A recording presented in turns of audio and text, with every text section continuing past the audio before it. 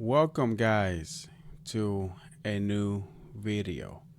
In CVE 2026-21877 is essentially the Starbucks coupe of vulnerabilities.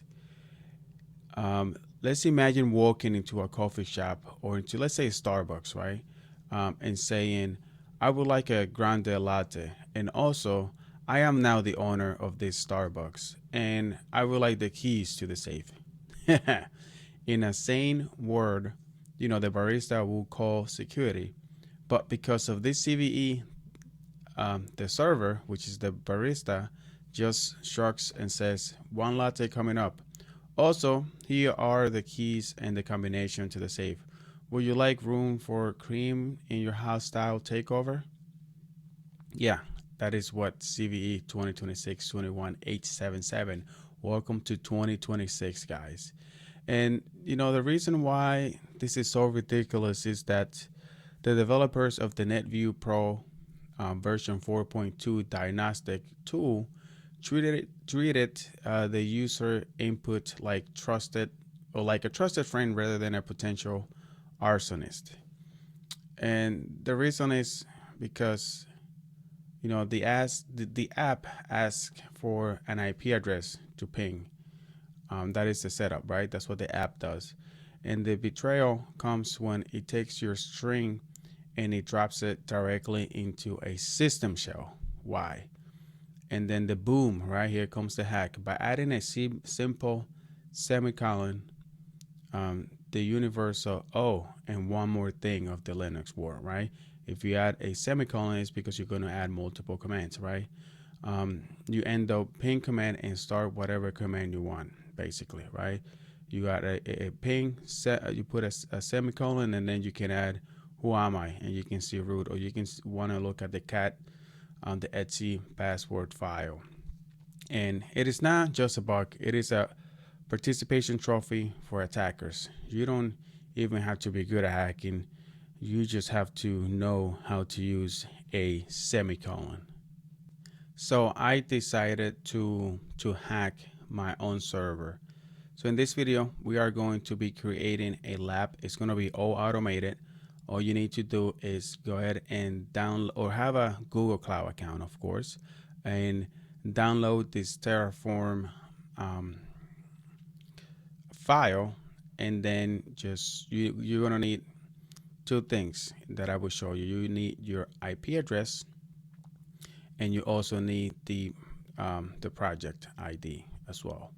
And I have it in here as a step-by-step of what we are going to be doing. So yeah, let's go ahead and start configuring this lab so then we can hack our own N8N server. So let's go ahead and start with the lab. So I'm going to provide you with all the links that I'm going to be using. And one thing that I'm going to do is I'm going to just move this tab to my other screen so I can follow the instructions. Like I said, the instructions are going to be added to the description below. Okay, so let's go ahead and start with this. You need to have a Google Cloud account, of course. You're going to go ahead and activate your Cloud Shell. You're going to authorize it here. And to make this clean, I am going to be creating make directory in here. We are going to call it just lab.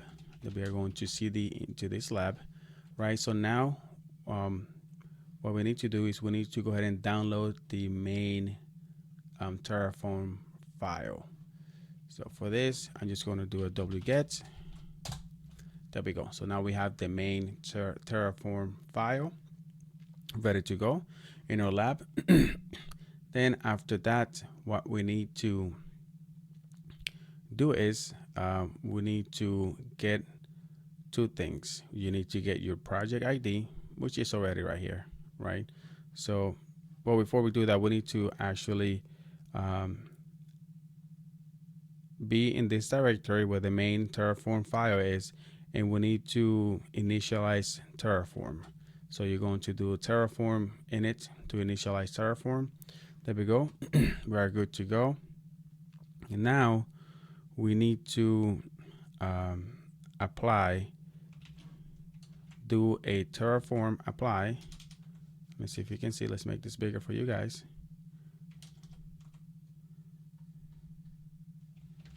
Let's clear these out. All right. So we are going to do a Terraform apply. And in this apply, we need to add a multiple variables in here. You first need to do your variable, which is your project ID, right? So my project ID is going to be in here. So this is the project ID, paste. Then after that, you need to add your public IP. So there's another variable in here that we need to pass, which is your IP address.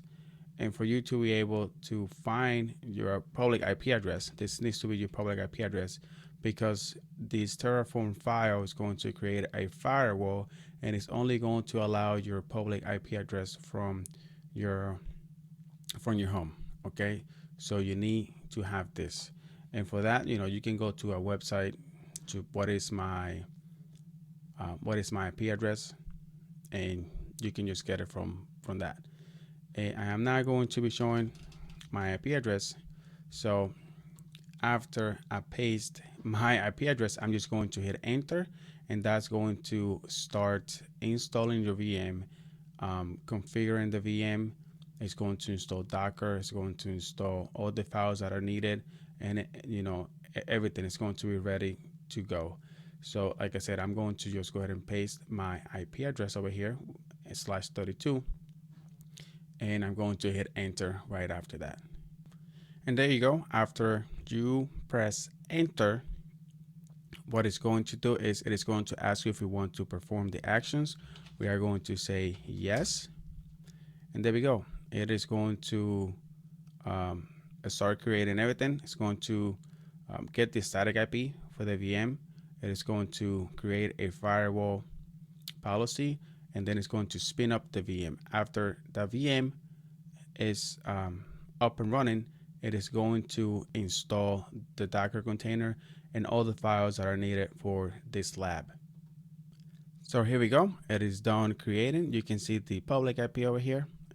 It outputs that, but we can get it a different way. So let's go ahead and go and put this down. And I already have a VM in here, but that is not the VM that it has created. If you go ahead and refresh your VM instances in here in Google Cloud, you are going to see the new VM that was created. There we go. It is called the lab instance. Okay, so here it is running. If we go to our VM and we go into the Zero console, you can see over here what it is done. If you scroll down all the way to the end, you can see that what it's doing, because I put a startup script that is going to install Docker, and it's going to install the Docker composed. It's going to clone my GitHub repository. It is going to configure everything it needs to configure after that. And you can see over here, it looks like it is still downloading. If we do a refresh over here, there we go. And it's probably going to take, you should give it like 10 minutes for it to finish downloading and installing everything. And the last command that you should see in here is the Docker compose up. So if we do a refresh over here, if we do a search Docker compose, still not there. So it is still running. So let's go ahead and just give it, like I said, let's go ahead and give it like 10 minutes for it to finish installing everything, so we can start hacking our own N8N server. Okay, it looks like the installation has been successfully completed, because you can see right here that the container for N8N-lab has started. Okay, so after that happens, we can get out of here. can go back again, and here we are going to copy this IP address, and we are going to open the browser, and we are going to go to port 5678, which is where N8N is running right now. All right. So in here, we are just going to create a bogus account. So if you want to get a temp email, you can just copy this temp email from here, paste the email, first name, last name. Use this strong password, it's fine. Do next. And in here, it is going to log you in into the N8N instance. Okay, so now we are going to set up the N8N so we can start with the exploit. So for this, we are going to start from scratch. Looking good. Now I'm going to go into my computer and I'm going to clone this repository. So I'm going to do a get clone.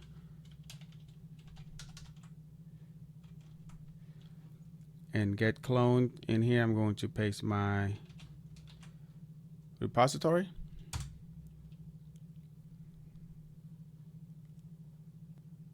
And this is saying that I already have this folder in here. So I'm just going to go ahead and remove it.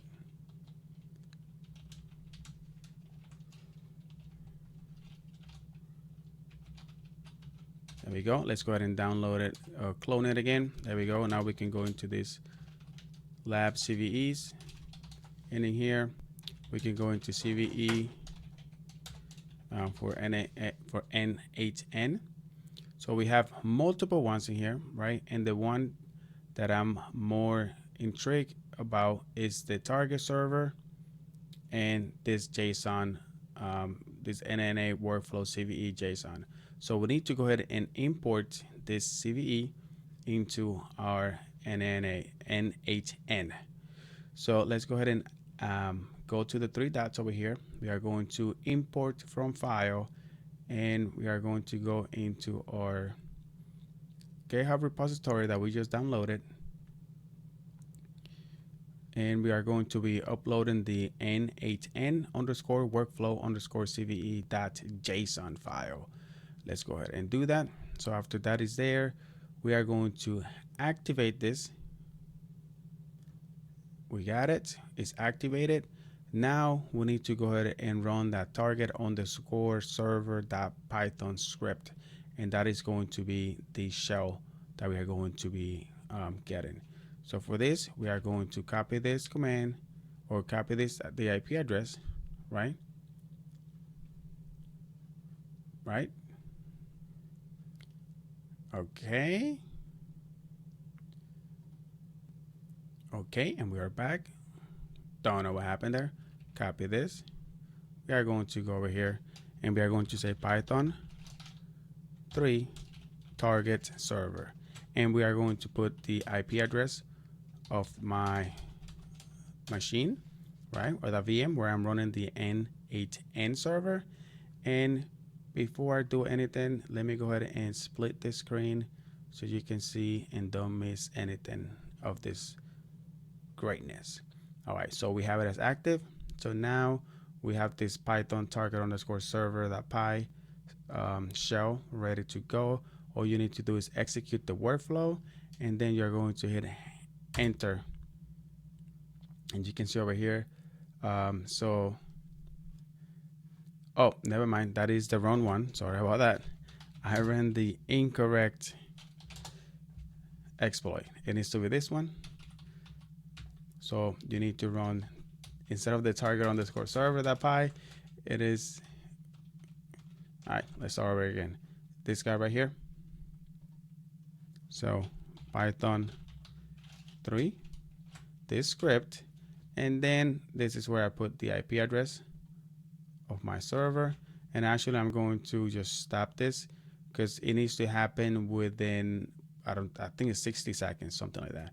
So let's go ahead and execute it one more time and hit this. And it's going to ask you use production mode, most workflow must be set to active. Why? And there we go. We are in. LS, see what happens. Yes, we are in. Who am I? Yes, we are in. If you do a PWD, that's where we are, and we are in the app, right? So you can see it over here. If you do an LS, the only thing in here is the target server. All right, and who am I again? I am root, right? You can do IP, and this one, the IPA, so that is not installed in there. What else can we do? We can do the cat Etsy password, and there we go, because we are root. So we have successfully right, demonstrated this CVE and why it is so bad. And you know, a lot of people are running and scrambling to patch this vulnerability because it is really bad, and they should have done better. They should have known better. And welcome to 2026 edition, and it is extra spicy. So, because you know, in the 2026 landscape, we were supposed to have AI-driven, self-healing, zero-trust architectures, yet we are here still getting popped by the same command injection tricks that worked in 1996. Thank you guys for watching. I hope you enjoyed this video, and I will see you in the next one like always. Bye-bye.